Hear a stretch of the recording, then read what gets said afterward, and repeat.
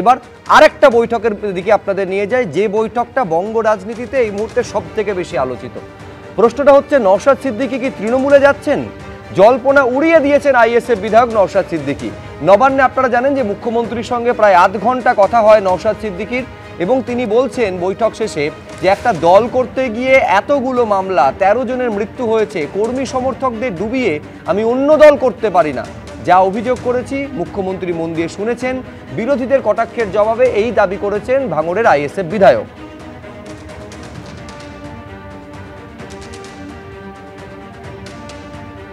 নওশাদ সিদ্দিকী ফের সংবাদের শিরোনামে কবে যাচ্ছে?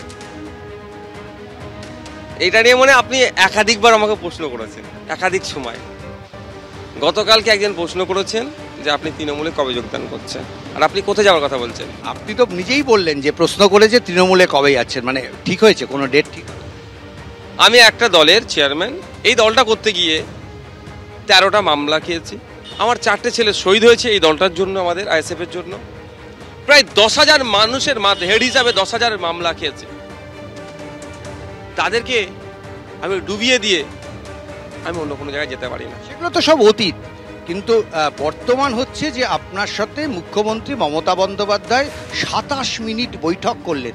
সাম্প্রতিককালে কোনো বিরোধী দলের নেতার সাথে মুখ্যমন্ত্রী বৈঠক করেছেন? কার সাথে করেছেন কি করেননি বলতে পারবো না।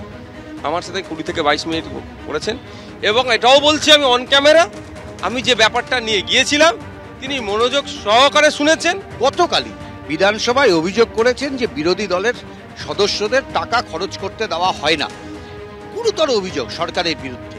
আর তারপর মুখ্যমন্ত্রীর সঙ্গে আপনি 22-23 মিনিট মিটিং করলেন। আপনার কথা অনুযায়ী একটু অন্য রকম লাগছে না? আপনারা অন্য দেখতে পারেন।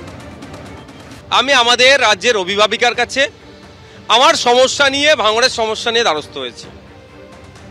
তাকে জানিয়েছি, বোঝানোর চেষ্টা করেছি যে এটা আমাদের সাথে ইনজাস্টিস হচ্ছে, জানিয়ে এসেছি। ভাঙড় নিয়ে যত এবার দেখার বিষয়, ওনাকে জানিয়েছি উনি কি পদক্ষেপ নেয়। ভাঙড় নিয়ে এর আগে যত রকম সমস্যা হয়েছে, একবারও মুখ্যমন্ত্রী আপনার সাথে কথা বলেছে না? আমি একবার গিয়েছিলাম, তখন ওনার মূল্যবান সময় দেয়নি।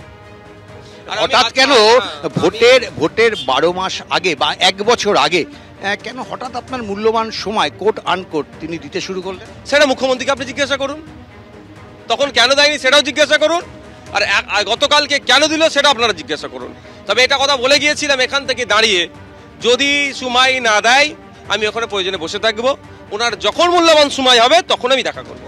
বিষয়টা তো এরকম না যে আপনি নবান্নে গেলেন, মুখ্যমন্ত্রী সময় দিলেন। এটা আগের থেকে ফিক্সড করা ছিল যে আপনি যাবেন এবং মুখ্যমন্ত্রীর সঙ্গে বৈঠক করবেন।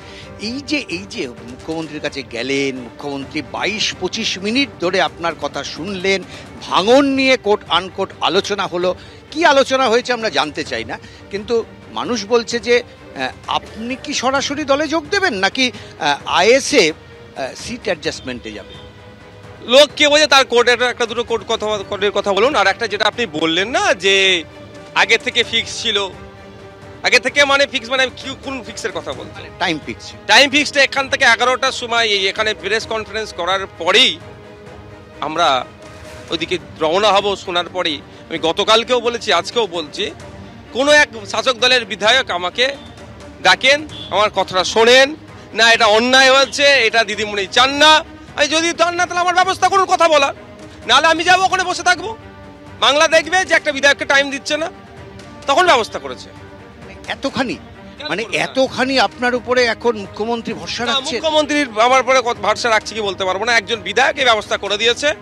গতকালকে অন ক্যামেরা বলছি, আজকে অন ক্যামেরা বলছি। মানে আজকেও যদি অন ক্যামেরা কিছু দাবি তোলেন তাহলে আবার বলছেন মুখ্যমন্ত্রী আপনার সাথে বসবেন? সেটা বলতে পারবো না, আমাকে সময় কি দেবে কি দেবে না। বিজেপি বলেছে যে নওশাদ সিদ্দিকী তিনি তৃণমূলের সঙ্গে হাত মেলাতে পারেন, তাতে কিছু যায় আসে।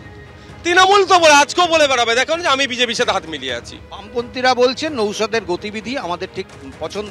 ওসব যে বামপন্থী বলছে ওসব বামপন্থী নামে, তারা ধান্দাপন্থী। প্রকৃত যে বামপন্থী হবে তাকে স্যালুট করি, ধান্দাপন্থীদেরকে আমি স্যালুট করি না। সিপিএম এর বিরুদ্ধে সুর চড়াতে হবে কালকের বৈঠকে?